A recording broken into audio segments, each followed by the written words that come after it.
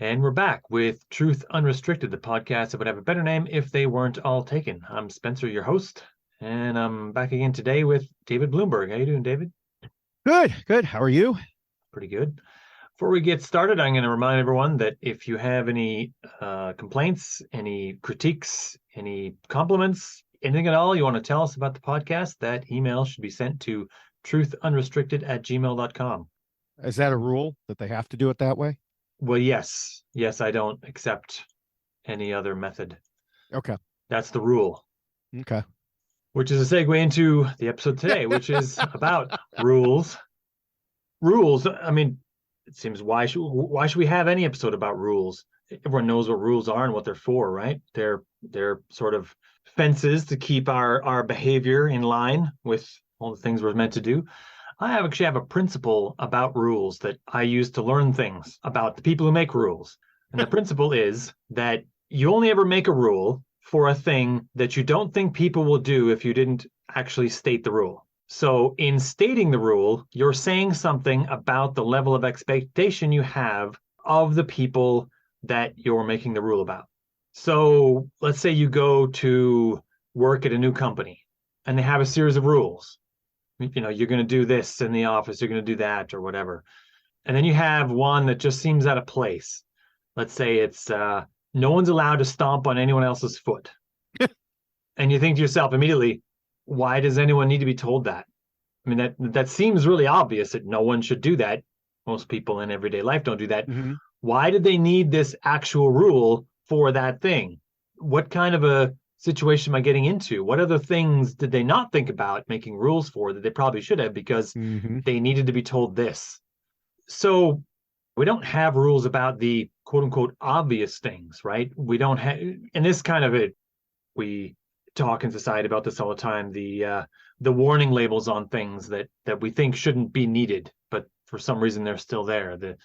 The McDonald's coffee that needs to be written on there that it's very hot or whatever. That anyone needs to be told these things can seem a little obscene, right? A little bit odd, like we're devolving somehow. But you, of course, are kind of a rule specialist, as it were. Yes. In your internet time, you are well known for making a certain set of rules, which I think other people have even mentioned aren't really rules. But we're not going to bug you about that too much today. Yeah. It's fine. We can call them rules. It fits well on a t-shirt, and it's Yeah, maybe we should explain for those who don't know. I am more or less known for having created a set of rules for playing and winning the game Survivor. And these I wrote an original version of way back after the first season, after Richard Hatch won. Spoiler alert. So I wrote these as a newspaper article originally, and then expanded on them, and they've become much, much bigger. Kind of like you said, they take into account things that happen as they happen. Like you wouldn't think you would need to say certain things, but well, they happen. Like the rules are for winning the game. Mm-hmm. So I had to at one point explain the rules are for winning the game, because some people come to Survivor and are like, well, I just want to create a new society and commune with nature. Well, okay, that you do that, but you're not going to win. And so, yes, by technical definition, it has been pointed out to me that perhaps these aren't rules, because like if you don't follow them, the producers aren't going to come in and say, you're out of here. You broke the rule. Here's your penalty. Instead, what will generally happen is your fellow players will vote you out. So in that regard, they are kind of self-enforcing. Of course, not everybody follows the rules, and not even every winner follows the rules, but they're, generally there and meant to guide people on how to best play the game. And, they've been around, like I said, for many years. People have been sneaking copies of them into the pregame, to study them since like the 5th or 6th season. Several have in recent years. It's my understanding that 2 did in this season that's about to start. So it's been going on, and people look at them and look at the examples and try to remember, okay, these are the things that I should and shouldn't do. But what's interesting, and what for a long time, I guess I don't know that I made the connection on myself, is that in my work life, I wrote and interpreted and enforced rules. It came by naturally. Yes, yes. And those were environmental rules for a state agency. And as I've mentioned previously, I think I am now retired, which means I can speak even more freely. But yeah, I was an engineer and a manager in the group that handled regulations for, like I said, different environmental matters. I wrote a lot of rules, even though you might think, well, the lawyers write that. Well, I was what some people called an engineer at law. So I wrote a lot of rules. I interpreted a lot of rules. I for a while, for a decade or so, I was in compliance, and so I enforced a lot of rules and told people what they were doing wrong. And so it is no understatement to say that rules have been a very large chunk of my life. Well, I got the right guy then. What a coincidence. Yeah. Every so often there's these when you're looking up rules, ran into some of these as I was doing some Google searches. There are lists of really strange rules that have been laws and whatnot that have been implemented in various jurisdictions. And I think these are comical mostly, but I think most of them are, they're not meant to be taken seriously as rules to guide your life. I mean, here's an example. I'm not sure if any of these are true or not, but feel free to correct me or whatever, internet at large. But apparently it's illegal to ride a cow while drunk in Scotland, for example. I mean, that makes sense. No drunk driving, You shouldn't do that. Very specific, right? I mean, one would imagine it's apparently okay to ride a horse while drunk in Scotland. I mean, they might have riding another a cow while sober would be okay. Yeah, I mean, they may have another law for the horse, but that doesn't get picked up because that's not as funny. Well, we also didn't really worry about anyone riding a horse drunk because the horse usually wasn't drunk. Yeah. Usually. But you can see, I mean, they've zoomed in and they have this rule that probably you imagine must have been for some extremely, extremely specific hedge case where I don't imagine it was more than, one or two people that were ever riding a cow while drunk. They had one hooligan that was riding a cow drunk and causing a ruckus of some kind. And then they decided, oh, we'll stop this guy's madness.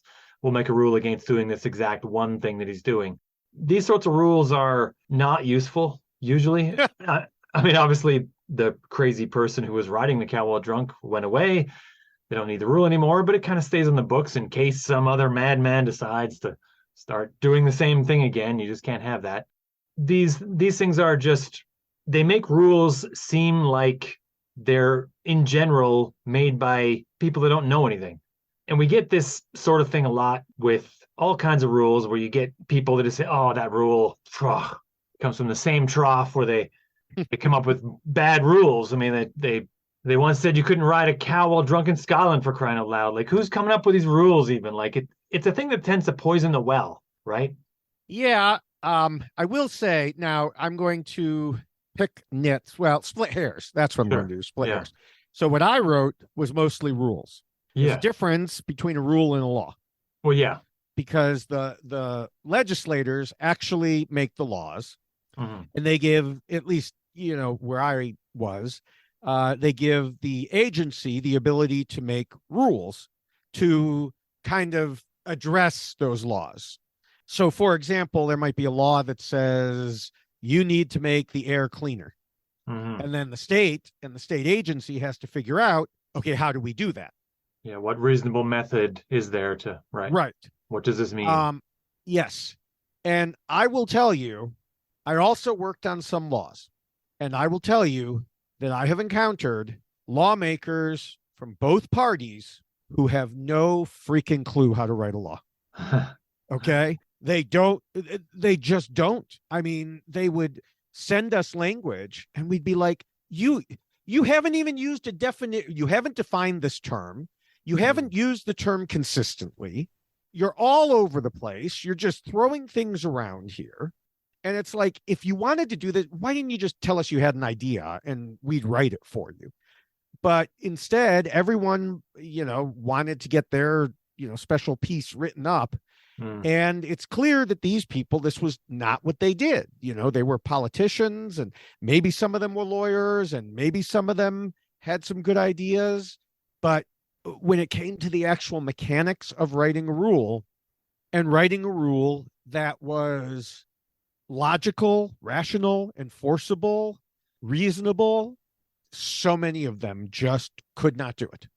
And so, yeah, it definitely, shed new light on my views of the lawmakers in terms of, can you even write something that makes sense? Now, by the time it was eventually done, the ones that I worked on, they mostly made sense because of all the different voices involved getting it to that point.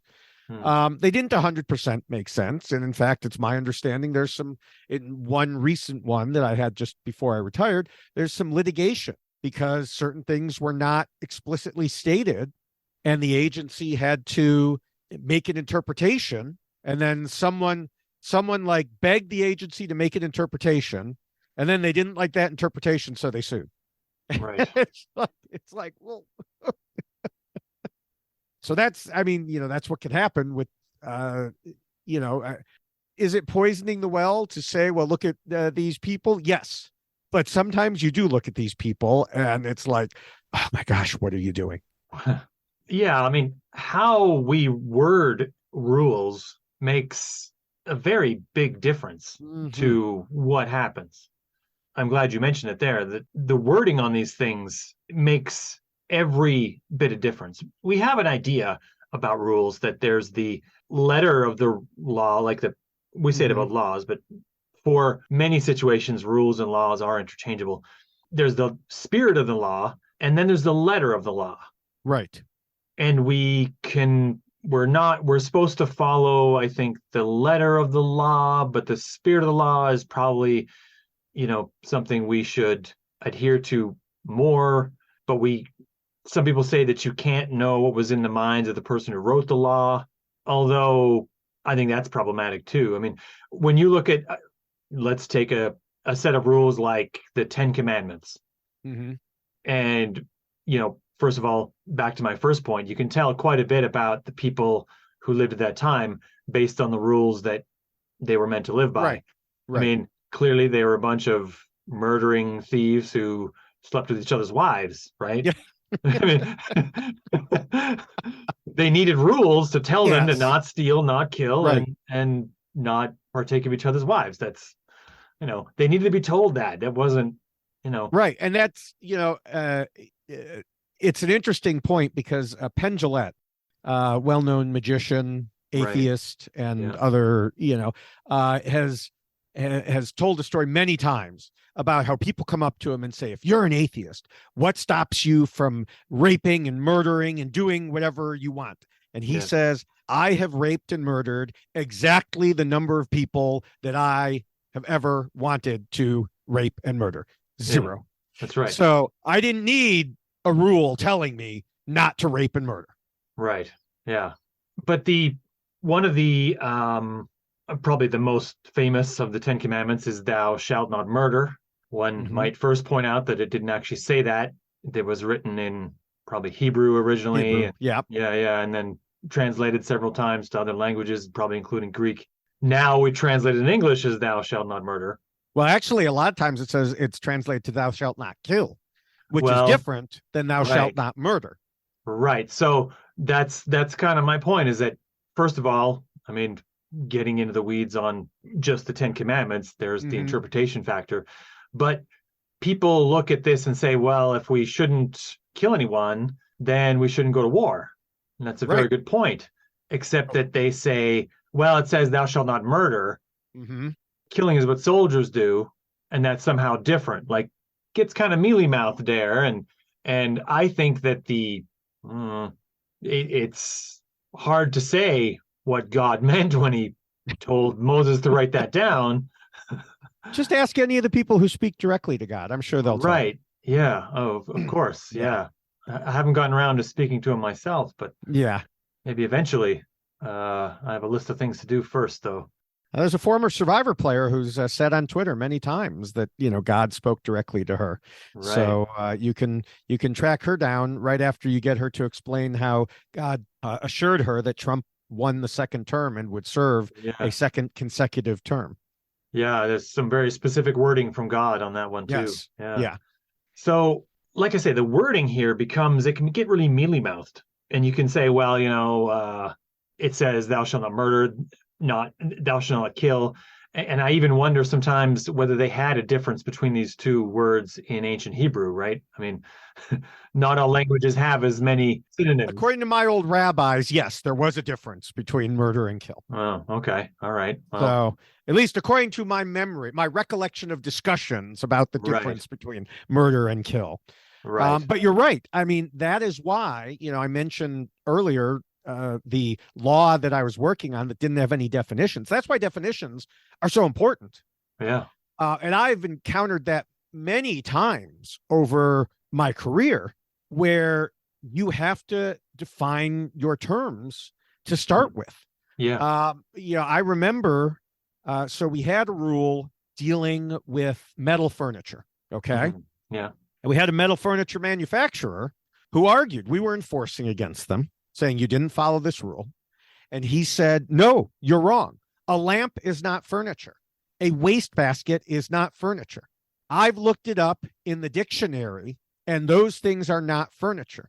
And so we had to have a meeting with him in the Attorney General's office because he was fighting it that hard to point out to him, I don't care what the dictionary says. There's literally a definition in the rules that says what metal furniture consists of. It's included with the rules that states the rules. Yeah, right. And it says a lamp and a wastebasket are metal furniture. And I don't care what you say. I don't care what the dictionary said. And at the time I came up, and this was 25 years ago, probably, I came up with an example that I used in various ways many times. If a rule or a law defines a chicken as having 4 legs, giving milk and mooing, then for the purpose of that rule or law, that's called a chicken. And you can't ride your drunk chicken in Scotland, but it doesn't make sense. And people may say, well, but that's not what a chicken is. Well, for the purpose of this rule or law, it is until you change it. And so the fact that this manufacturer said, I don't make metal furniture, I make metal accessories. No, not according to the rule. Yeah. And again, it all comes down to the definition and the specifics. And like you said, the wording, and it can come down to a single word. It can sometimes come down to a single comma. People used to wonder why I was so gung-ho on the Oxford comma. And part of it was commas can literally mean the difference between what something says in a rule or a law. And people have won lawsuits based on the placement of a comma. So these things get to that level because everyone needs to be playing, I hate to say this, playing by the same rules, playing on the same field. And it does sometimes seem to go to extremes, but in a system that ends up being adversarial, each side is going to say, no, that's not what it means, or yes, that is what it means. And that's why these rules, as you said, this level of expectation of who you're dealing with, it's why it has to go to that level of detail. Right. We can make all the lawyer jokes we like here, but some people in our world seem to specialize in the practice of what I call like twisting away from the obviously intended meaning of a rule. And I call this kindergarten bullshit. I call it being a lawyer, but yeah. Well, it's not a practice that's only found with lawyers. I've seen this with everyday people in all areas of life, blue collar, white collar, red collar, doesn't matter. There are some people that it's like they take a rule and it's, oh, well, the rule says that. Well, it doesn't say we can't do this. And you think to yourself, well, actually, maybe it's not explicitly stated, but I think that's Mm-hmm. what they mean, right?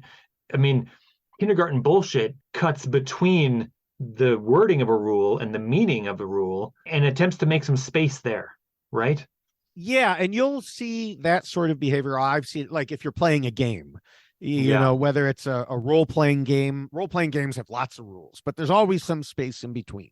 Mhm. Or a tabletop game, any sort of game, and someone will be like, well, it doesn't say in the rules I can't do this. And it's like, come on, it's, Mhm. clearly, and yeah, there's not going to be an actual lawyer. There's not going to be a court that determines that. If you do that enough, people are going to be like, I don't want to play with this person anymore. Yeah. And so those are those rules. But then you've got the rules that could, that really are meaningful. And so I have, I have just hundreds of stories like that where, sometimes a lawyer wants to make sure the interpretation is correct, to protect the company they work for. Sometimes they want to do it to get ahead. Sometimes there's all sorts of different reasons. Some, like I said, want to get around the rule. Some want to make sure they're within the rule. An example of someone who wanted to make sure they were within the rule. I got a call from a lawyer at home on my day off before a 3-day weekend. And they said the company that they were representing was concerned and they wanted to shut down operations for the whole 3-day weekend. And this would be a major undertaking, major money involved, because the rule that they were following said they needed to get 95% control. And their systems were showing 94.7% control. Mm. Now, sounds like they're in trouble. But no, I said, what does the rule say? Does it say 95% or 95.0%? Yeah. They said, well, it's 95%. Well, It rounds up. yes, exactly. Significant figures, significant digits. Yeah. 94.7 is 95. Yeah. And so I told her that. I said, they're fine. She's like, good to know. And they went on their way. Now, we had to remember that when we were writing rules in the future. If we wanted someone to have an emission limit of 0.0009, Mm-hmm. we couldn't say it was 0.0009. We had to say it was 0.00090. Yeah. Or else they'd be emitting It'd be 0.0094. yeah, rounding up, rounding down. Yeah. And sometimes, even though, that sounds like a very small number, in the work we were doing, sometimes that made all the difference. Sometimes you were right on the edge of something. Mm-hmm. And so it's that sort of situation where you have to both read what the rule intended and, what it actually says. Did the original people who wrote that 20 years prior really mean 95.0? I don't know. I wasn't one of them, but I could tell you what it says now. Yeah. And then on the flip side, the people who try to gain an advantage, there was a lawyer who represented a company that did injection molding. I don't know that everybody knows what injection molding is. It's rather specific, but it's basically like if you take a plastic and you blow it into the mold, into the shape you want. So think of a milk jug. Yeah. It's put in, it's blown in, and now you have a nice hollow shape. And so there was no specific rule on the books for injection molding, which meant it defaulted to what we called a generic rule. They were not meeting this generic rule.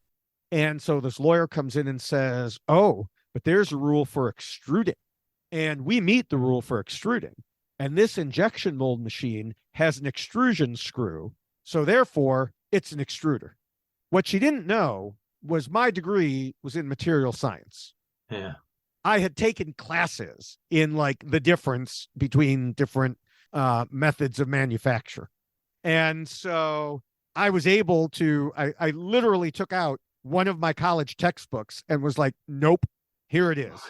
Nice try. And this lawyer who almost never lost, she gave up. She was like, you got me. But, she was trying. She was trying to get around the intent of the rule by trying to, latch on to this one little thing that I think in a lot of cases, people probably would have been like, okay, you're right. And she just happened to try it on the wrong person. Yeah.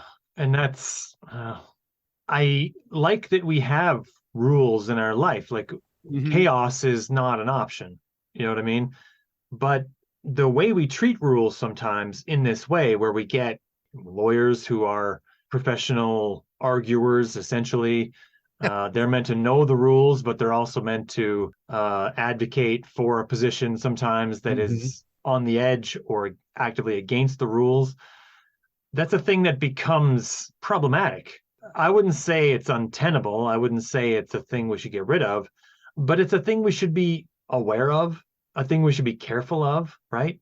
That, like you say, another person might have got away with that if they were trying to wedge in this other definition of a whole other kind of manufacturing process with a person that didn't happen to have knowledge of how that really worked. Right. And I worry that that process, in some ways, especially now with our information age, isn't part of a system that helps people lose trust in things, in rules, in society, in how everything is going. I mean, I wonder if that isn't creating a gap in which misinformation sits. How do you feel about that? I don't know. It's hard. I mean, it's a difficult situation because if you think about it, our whole legal system is based off of what you described. Yeah. You know, two opposing lawyers hashing it out in a courtroom. Like, okay, did he, like we were talking about earlier, was it killing someone Or or was it murdering them. murdering someone? Yeah. You know, if someone comes at me with a knife and I have a gun, which I don't, but if I did and I, shot him, well, did I murder him or did I kill him? Well, most courts would say, no, self-defense killing. But not all courts. It depends where you ended up. Quite frankly, it depends on perhaps my skin color, my gender, Yeah. various other things. And so that we have this legal system where yes, it is oppositional, and there's always going to be different views because that's the only way you hash it out on these things that aren't as obvious, like you were saying. I mean, we would like to think that certain things are obvious, but things that you and I would agree are obvious, I guarantee we can find someone Hmm. on Twitter. I could open up Twitter right now and find someone who does not believe the same thing is obvious. I believe it is obvious that a certain football player was at the Super Bowl. Mhm. Okay. There are people on Twitter who believe it was his clone because Yeah. he's dead. Yeah. Okay.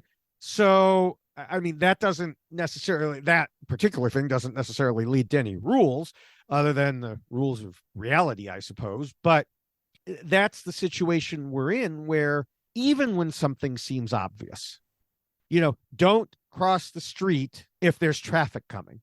Yeah. Some people are like, no, car's going to stop for me, you know, and there are rules that pedestrians have the right of way, although also there are other rules that a pedestrian can get a ticket for jaywalking. Yeah.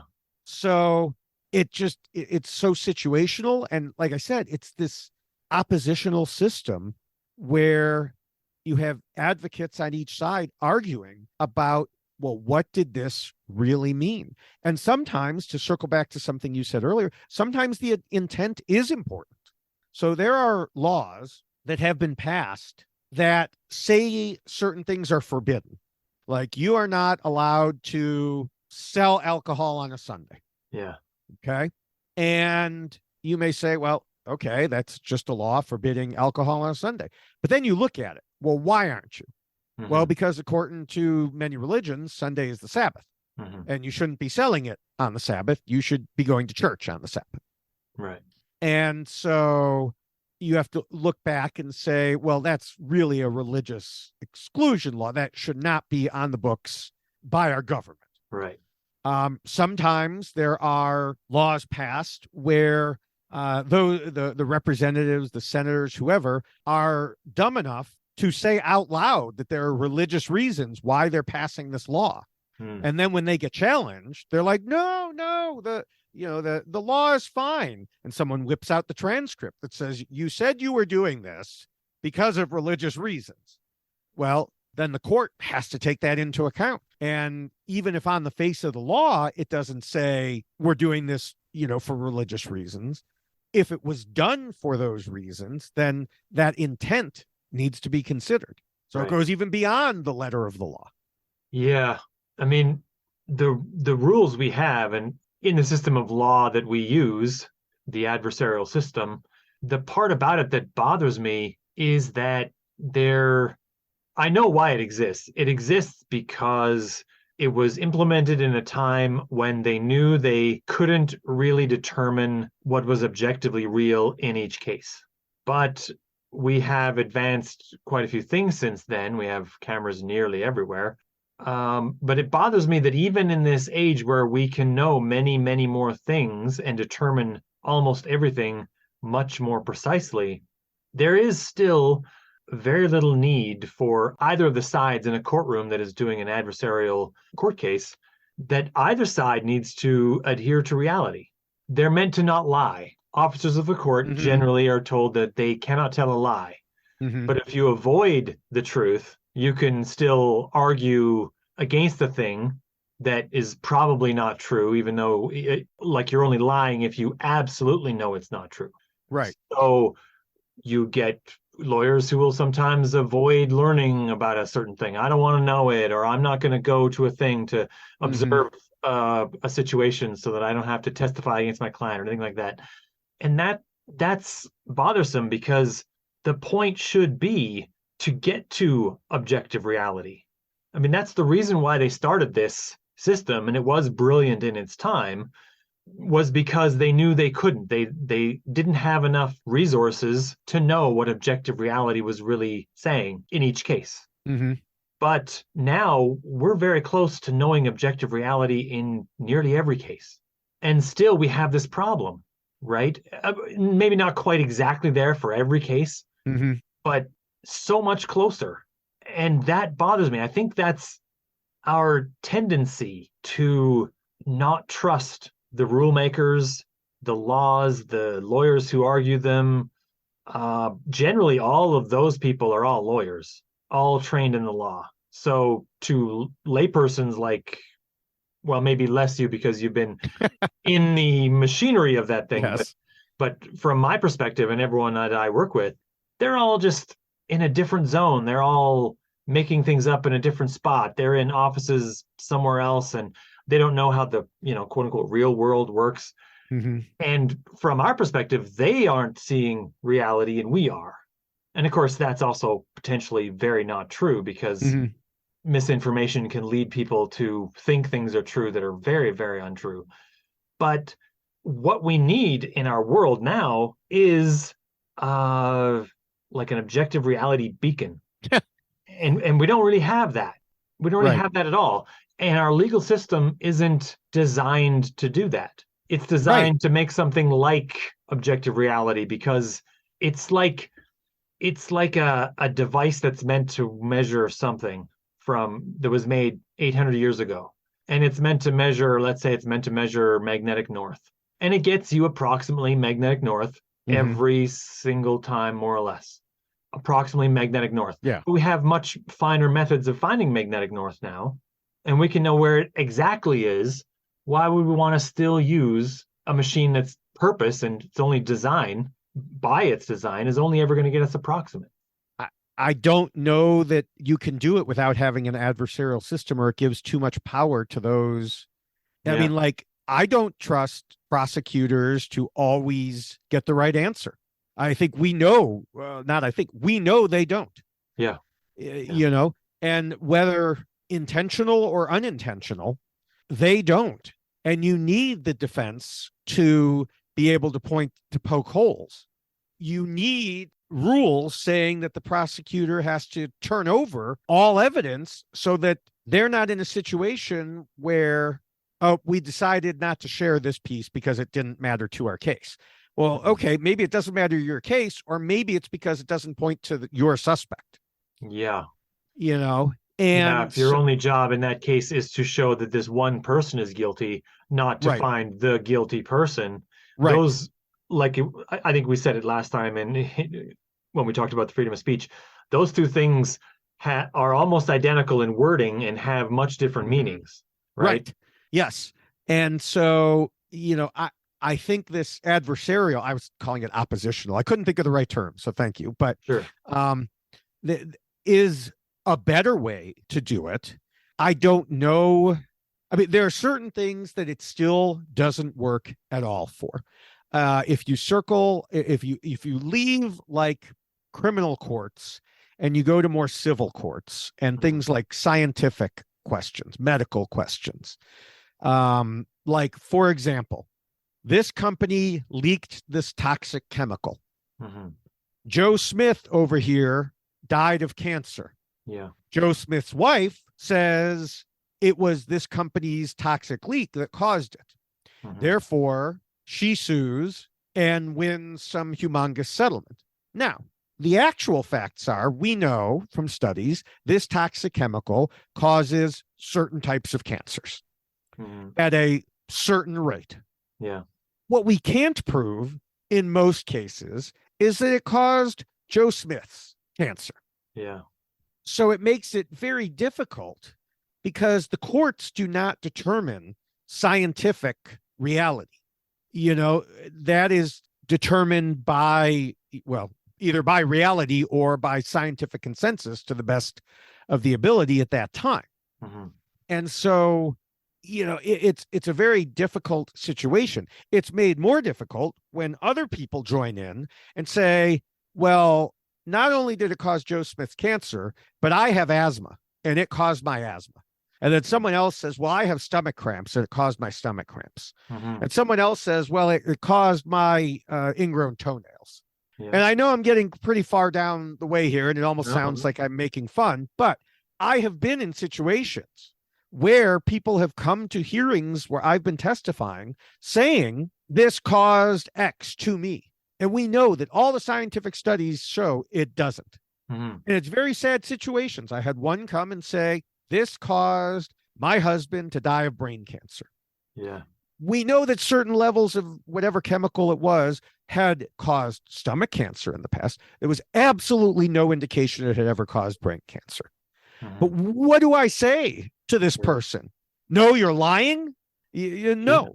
I mean, there's not a whole lot you can say. You just have to, save it for the brief, the write-up, and explain there's science going on here. And, here's the situation. And yeah, sometimes these sorts of things, they do cause people to have illnesses, but it's a combination, not just of misinformation, but of lack of information, of motivated reasoning, of misconstruing, of assumptions. One of the stories that was most interesting to me was at a rulemaking hearing. So to tie it to rules here. And we were reducing the allowable emission rates of a certain chemical. We were making it better. And this older woman comes out and says, things have gotten worse since I have lived here when I was a child. I used to go play out in the fields and eat fish from that river. And we're thinking, lady, if you ate fish from that river 40 years ago, you're lucky you're alive, because it was much dirtier then. No one thinks that the environment was better, or no one should think that the environment was better 40, 50, 60 years ago. It was not. And so we showed all the statistics, all the information. They didn't care. But one person said, well, my daughter has asthma. And this was a fairly rural area. And we know it's coming from that plant. Yeah. And we said, well, we don't know what to tell you. It's gotten better. We can't diagnose. Well, as the years went on, this person kept returning, and eventually her daughter got older and went to college in Chicago. Well, she came to a hearing and said, again, in this rural area, and said, I'll tell you how bad the air is here. My daughter moved to Chicago and her asthma got better.